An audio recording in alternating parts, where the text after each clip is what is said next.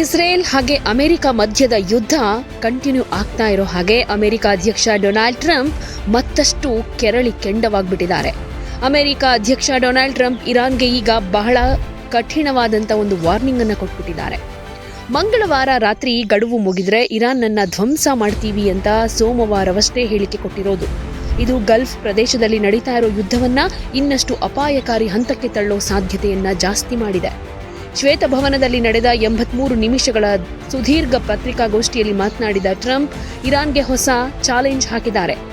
ರಾತ್ರಿ ಒಳಗೆ ಒಪ್ಪಂದಕ್ಕೆ ಬಾರದೇ ಇದ್ರೆ ರಾತ್ರೋರಾತ್ರಿ ಇರಾನ್ ದೇಶವನ್ನ ಧ್ವಂಸ ಮಾಡ್ತೀನಿ ಅಂತಾನೂ ವಾರ್ನಿಂಗ್ ಕೊಟ್ಟಿದ್ದಾರೆ. ಪತ್ರಿಕಾಗೋಷ್ಠಿಯಲ್ಲಿ ಮಾತನಾಡಿರೋ ಟ್ರಂಪ್ ಇರಾನ್ ಅನ್ನ ಒಂದೇ ರಾತ್ರಿಯಲ್ಲಿ ಹೊರತೆಗಿಬಹುದು, ಆ ರಾತ್ರಿ ನಾಳೆ ರಾತ್ರಿ ಆಗಬಹುದು ಅಂತ ನಿನ್ನೆ ನೀಡಿದ ಸಂದರ್ಶನದಲ್ಲಿ ಹೇಳಿದ್ರು. ಇರಾನ್ ನಾಗರಿಕರು ತಮ್ಮ ಆಡಳಿತದ ಪತನವನ್ನ ನೋಡೋದಕ್ಕೆ ರೆಡಿಯಾಗಿದ್ದಾರೆ ಅಂತ ಹೇಳಿದ್ರು. ನಾಗರಿಕ ತಾಣಗಳ ಮೇಲಿನ ದಾಳಿಗಳು ಯುದ್ಧ ಅಪರಾಧಿಗಳಿಗೆ ಕಾರಣವಾಗಬಹುದು ಅನ್ನೋ ಕಳವಳವನ್ನು ಕೂಡ ತಳ್ಳಿ ಹಾಕಿದ್ದಾರೆ. ಅವರು ಕೊಟ್ಟಿರೋ ಹೇಳಿಕೆಯ ಮುಖ್ಯ ಅಂಶಗಳು ಏನೇನೆಂದ್ರೆ, ಹಾರ್ಮುಜ್ ಜಲಸಂಧಿಯನ್ನು ಸಂಪೂರ್ಣವಾಗಿ ತೆರೆಯೋದು ಯಾವುದೇ ಒಪ್ಪಂದದ ಮುಖ್ಯ ಭಾಗವಾಗಿರಬೇಕು. ಮಂಗಳವಾರ ರಾತ್ರಿ 12 ಗಂಟೆಗೆ ಅಂದ್ರೆ ಭಾರತೀಯ ಸಮಯದ ರಾತ್ರಿ 9:30 ಇರಾನ್ನ ಎಲ್ಲಾ ಸೇತುವೆಗಳು ಮತ್ತು ವಿದ್ಯುತ್ ಸ್ಥಾವರಗಳನ್ನ ನಾಶ ಮಾಡೋ ಪ್ಲಾನ್ ಇದೆ. ನಮ್ಮ ಮಿಲಿಟರಿ ಬಲದಿಂದ ಪ್ರತಿಯೊಂದು ಸೇತುವೆಯೂ ನಾಶವಾಗುತ್ತೆ, ಪ್ರತಿಯೊಂದು ವಿದ್ಯುತ್ ಸ್ಥಾವರವೂ ಉರಿಯುತ್ತೆ, ಸ್ಫೋಟವಾಗುತ್ತೆ, ಮತ್ತೆ ಎಂದಿಗೂ ಬಳಸೋದಕ್ಕೆ ಆಗೋದಿಲ್ಲ ಅಂತ ಹೇಳಿದ್ದಾರೆ. ನಾವು ಬಯಸಿದ್ರೆ ಅದು 4 ಗಂಟೆಗಳಲ್ಲೇ ಸಂಭವಿಸುತ್ತೆ, ಆದರೆ ನಾವು ಅದನ್ನ ಬಯಸೋದಿಲ್ಲ ಅಂತ ಹೇಳಿದ್ದಾರೆ. ಇರಾನ್ ತಮ್ಮ ಮೇಲೆ ನಡೀತಾ ಇರೋ ದಾಳಿಗಳನ್ನ ತಡೆಯೋದಕ್ಕೆ ತಾತ್ಕಾಲಿಕ ಕದನ ವಿರಾಮಕ್ಕೆ ಒಪ್ಪಿಕೊಳ್ಬೇಕು ಅಂತಾನೂ ಆಗ್ರಹಿಸಿದ್ದಾರೆ. 45 ದಿನಗಳ ಕದನ ವಿರಾಮಕ್ಕೆ ಇತರ ದೇಶಗಳು ಮಂಡಿಸಿದ ಪ್ರಸ್ತಾಪ ಸಾಕಷ್ಟು ಉತ್ತಮವಾಗಿಲ್ಲ ಅನ್ನೋದನ್ನು ಕೂಡ ಹೇಳಿದ್ದಾರೆ. ಈಗ ಸ್ಥಿತಿ ಹೇಗಿದೆ ಅಂದ್ರೆ, ಇರಾನ್ ತಾತ್ಕಾಲಿಕ ಕದನ ವಿರಾಮ ಪ್ರಸ್ತಾಪವನ್ನ ತಿರಸ್ಕಾರ ಮಾಡಿದೆ. ಹಾರ್ಮುಜ್ ಜಲಸಂಧಿಯನ್ನ ತೆರೆಯೋದಕ್ಕೆ ಇರಾನ್ ಇನ್ನೂ ಒಪ್ಕೊಂಡಿಲ್ಲ. ಇರಾನ್ ಅಧಿಕಾರಿಗಳು ಅಮೆರಿಕದ ಬೆದರಿಕೆಗಳನ್ನ ಭಯೋತ್ಪಾದಕ ಅಂತ ವರ್ಣಿಸ್ತಾ ಇದ್ದಾರೆ. ಇದರಿಂದ ಗಲ್ಫ್ ಪ್ರದೇಶದಲ್ಲಿ ಉದ್ವಿಗ್ನತೆ ತೀವ್ರವಾಗಿದೆ. ಟ್ರಂಪ್ ಇರಾನ್ ಮಾತುಕತೆಗಳಲ್ಲಿ ಸಕ್ರಿಯ ಮತ್ತು ಇಚ್ಛೆಯ ಪಾಲುದಾರ ಅಂತ ಹೇಳಿದ್ರೂ ಅಮೆರಿಕದ ಕಾರ್ಯಾಚರಣೆಗಳು ಕಮ್ಮಿಯಾಗುತ್ತಾ ಅನ್ನೋ ಪ್ರಶ್ನೆಗೆ ಉತ್ತರ ಕೊಡೋದಕ್ಕೆ ನಿರಾಕರಿಸಿದ್ದಾರೆ. ಈ ಬೆದರಿಕೆಗಳು ಜಾಗತಿಕ ತೈಲ ಮಾರುಕಟ್ಟೆಯನ್ನ ಇನ್ನಷ್ಟು ಅಸ್ಥಿರಗೊಳಿಸೋ ಸಾಧ್ಯತೆ ಇದೆ.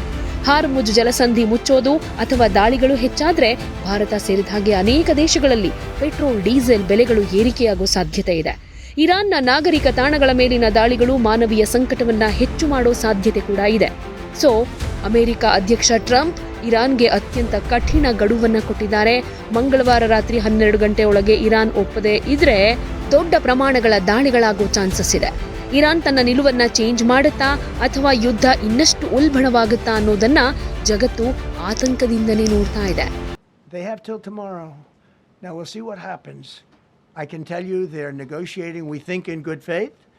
We're going to find out. We're getting the help of some incredible countries that want this to be ended because it affects them also. A lot of people are affected by this, but we're giving them till tomorrow, 8 o'clock Eastern time, and after that, they're going to have no bridges, they're going to have no power plants.